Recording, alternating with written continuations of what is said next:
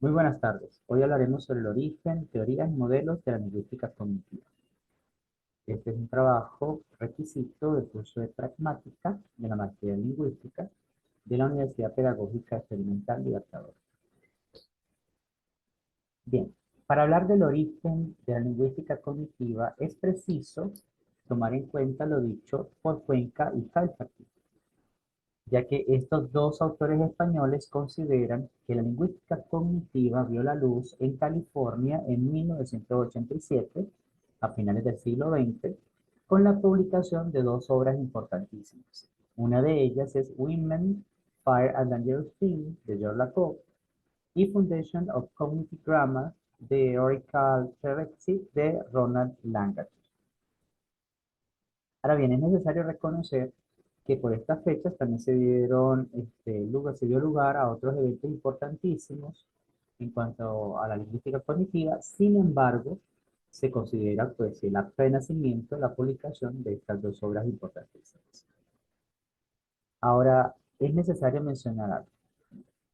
No fueron estos dos autores los que inician hablando de cognitivismo, ¿para qué no? Ya que anterior a ellos hubo otros autores importantes que también hicieron frente al conductismo, precisamente con teorías cognitivistas. Uno de ellos, por ejemplo, podemos tomar el caso de Jackendorf y Hodgson con su obra Semántica Conceptual, a la autora polaca Anna Wierzbicka con su Primitivo de Semántica, a Gibbon con trabajos de tipología, y obviamente la publicación de estas dos obras importantísimas de Lakoff y Langat. Ahora bien, no se puede empezar a hablar de una nueva teoría sin tener unos fundamentos, ¿sí? Y por ello es necesario tomar en cuenta que la postura filosófica de la lingüística cognitiva es el experiencialismo. Importantísimo esto porque el experiencialismo, como la postura filosófica de la lingüística cognitiva, aporta el detalle de que el pensamiento tiene una estructura ecológica. Ahora bien, ¿qué significa esto de estructura ecológica? Esto nos puede poner a pensar. En primer lugar, significa que la eficiencia en el procesamiento cognitivo depende de la estructura global del sistema conceptual y no simplemente de operaciones entre símbolos aislados. En segundo lugar, que el núcleo de nuestros sistemas conceptuales se basa directamente en la percepción, en el movimiento corporal y en la experiencia física y social.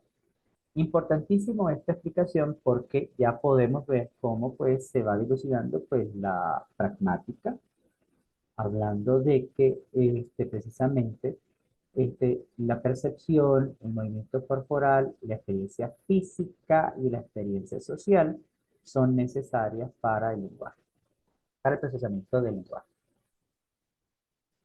Ahora, este modelo resulta novedoso porque, en primer lugar, haciendo un recuento de lo que ya vimos, las categorías lingüísticas no van a ser autónomas respecto a la organización conceptual y los mecanismos de procesamiento. Y en segundo lugar, a que la lingüística cognitiva va a partir de la perspectiva filosófica denominada experiencialismo o realismo experiencial, en contraposición al objetivismo. Y en este punto me gustaría detenerme para que pudiésemos observar pues la diferencia de postura que hay entre el objetivismo y el realismo experiencial o experiencialismo. En el siguiente cuadro pues podemos notar la contraposición de ambas posturas. Por ejemplo, desde el objetivismo, el pensamiento manipula símbolos abstractos que se relacionan directamente con el mundo. Pero para el experiencialismo, como acabamos de ver ya, el pensamiento responde a una estructura ecológica, ¿sí? Tiene que ver más con el total del sistema y no simplemente con manipular símbolos abstractos. El pensamiento es independiente del cuerpo humano de acuerdo al objetivismo, sin embargo, el experiencialismo rescata precisamente el cuerpo, pues dice que el pensamiento tiene un carácter corpóreo, pues se basa en la experiencia humana y obviamente nuestra experiencia con el medio es a través de nuestro cuerpo. De acuerdo al objetivismo, el pensamiento también es atomístico. Sin embargo, desde el experiencialismo se va a percibir el pensamiento con propiedades gestálticas. Por otra parte, desde el objetivismo, el pensamiento es lógico y puede ser formalizado y descrito a partir de valores de verdad. Sin embargo, desde el experiencialismo, algo importantísimo que tenemos que notar es que se va a tomar en cuenta que el pensamiento es imaginativo y solo podrá describirse a través de modelos cognitivos. Por tanto, ¿qué podríamos terminar concluyendo de esta contraposición? En primer lugar, que el pensamiento es de naturaleza gestáltica. Los conceptos tienen una estructura global que es más que la unión de bloques de construcción conceptual a partir de reglas generales, ¿verdad? Y por otra parte, que el pensamiento es imaginativo, pues no puede ser formalizado de manera precisa por sistemas como la lógica matemática.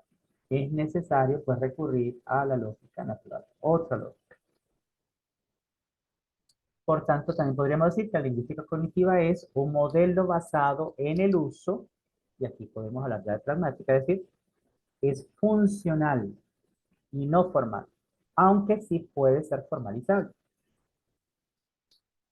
Por otra parte, para los lingüistas cognitivos, la función y el significado condicionan la forma y no al contrario. Por tanto, uno de los objetivos precisamente de la lingüística cognitiva es ver cómo se proyectan los aspectos del significado, haciendo referencia a los aspectos semánticos y pragmáticos en los aspectos formales, hablando de fonéticos, morfológicos y sintácticos. Bien, pero obviamente algo debemos entender que para pasar de un modelo a otro no se puede hacer de manera abrupta, ¿verdad? También recordemos que a inicios pues, del siglo XX todavía el conductismo tiene una gran fuerza. Y en este caso, un gran estudioso, pues Noam Chomsky, se apega mucho a ¿verdad? Y con su gramática generativa, con énfasis en la sintaxis, algo observable, ¿verdad? Pues posee toda la rigurosidad de lo que se podría llamar científico. Sin embargo, Noam Chomsky deja de lado algo que él también denominó estructura profunda. Y es precisamente en esa estructura profunda, nombrada por Chomsky, que George Lakoff y Ronald Lancaster se van a basar para empezar su nueva teoría. Entonces, cuando hablamos de lingüística cognitiva y generativismo, ¿verdad? La lingüística cognitiva de Lakoff y Lancaster y el generativismo de Chomsky, podemos hablar entonces de la semántica generativa, ¿sí? ¿Qué va a ser la semántica generativa? Pues una rama mucho más flexible del generativismo chomskiano y además de eso va a ser una posible interpretación de la gramática chomskiana. Ahora, ¿qué propone la semántica generativa? Vamos a ver cómo paso a paso pues se va creando los cimientos de la lingüística cognitiva. Lo primero que propone es reformular el concepto que Noam Chomsky había dejado de lado, que es la estructura profunda, para detectar una base semántica para adecuarla a las diferencias entre las lenguas del mundo. Por otra parte, presentar unas reglas alternativas semántico-sintácticas. Y aquí, pues, podríamos dejar de lado ya hablar de un componente sintáctico y uno semántico. No tendría ya sentido hablar de estos por separado. Por otra parte, es necesario utilizar conceptos pragmáticos relacionados con la filosofía del lenguaje.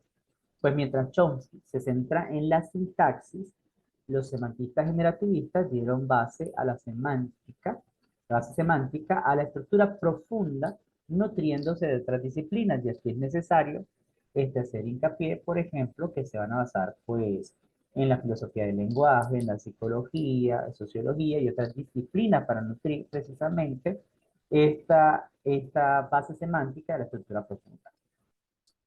Por otra parte, la semántica generativa va a comenzar a cuestionar la centralidad y autonomía de la sintaxis, desarrollándose pues más una lógica pragmática.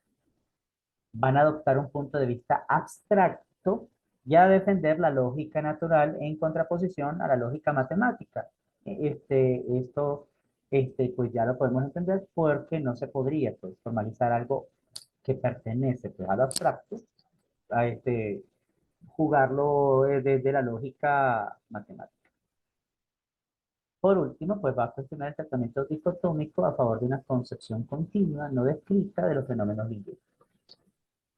Bien, tomando en cuenta ya las propuestas de la semántica generativa, podemos ver a ver qué herencia van a dejar los semánticos generativistas.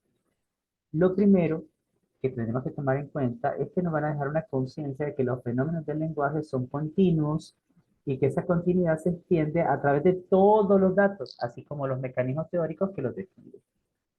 Por otra parte, también vamos a tener una conciencia plena de la interconexión entre las tres partes de la experiencia humana, importantísimas: lenguaje, la mente y obviamente el mundo.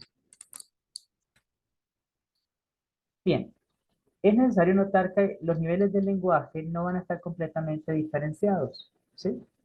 Por ejemplo, hablando de la semántica, se va a tomar en cuenta la propuesta por Fillmore, que es la semántica de comprensión, y va a haber un enfoque de conceptualización de Cruz para analizar las categorizaciones. Hablando de la sintaxis, pues ya hablaremos de la sintaxis gramatical de la construcción, refiriéndonos a la morfología y a la fonología. Podemos ver modelos que están basados en los usos, importantísimo ello, y con esto podemos decir que la lingüística cognitiva entonces se va a convertir en un espacio de integración de diversos enfoques. Ahora, tres son los postulados de este modelo de la lingüística cognitiva importantísimos. El primero es: el lenguaje no constituye una facultad cognitiva autónoma. Es verdad que a veces la ciencia ha tratado de estudiar todo por separado, pero tenemos que tomar en cuenta que al final de cuentas, perdón, valga la redundancia, las facultades cognitivas no se dan solas, se dan en una estructura, en un sistema, actúan en un sistema. Entonces no vamos a tomar el lenguaje como una facultad autónoma. Por otra parte, la gramática implica siempre una conceptualización. Importantísimo tomar en cuenta esto ya porque ya nos acercamos acá a la semántica. Y el conocimiento del lenguaje surge en su propio uso. Y esto obviamente es la pragmática. Bien, ya casi finalizando, podemos hablar de los objetivos de la lingüística cognitiva. El primero es lograr correspondencias entre el pensamiento conceptual y experiencia corpórea y estructural lingüística. Y la segunda, lograr que los contenidos reales de la cognición humana no sean tomados solamente como la arquitectura del lenguaje y del conocimiento humano. ¿De esto qué podríamos comprender? Bueno, se ha centrado pues en demostrar el papel de las habilidades cognitivas generales que vienen del lenguaje. Las investigaciones se han dedicado a una elucidación de la estructura conceptual y de las capacidades cognitivas, de todas las capacidades cognitivas. Y la lingüística cognitiva recurre a modelos precedentes como la psicología cognitiva, como los modelos de memoria, percepción, atención y categorización, estudiados desde la semántica cognitiva. ¿Y qué modelos, ya finalizando, qué modelos van a ser los adecuados para lingüística cognitiva? Pues ya hablaríamos de la gramática cognitiva y la gramática de construcción de transferencias. Bien, eso es todo. Espero haber sido lo más informativo posible. Muchas gracias.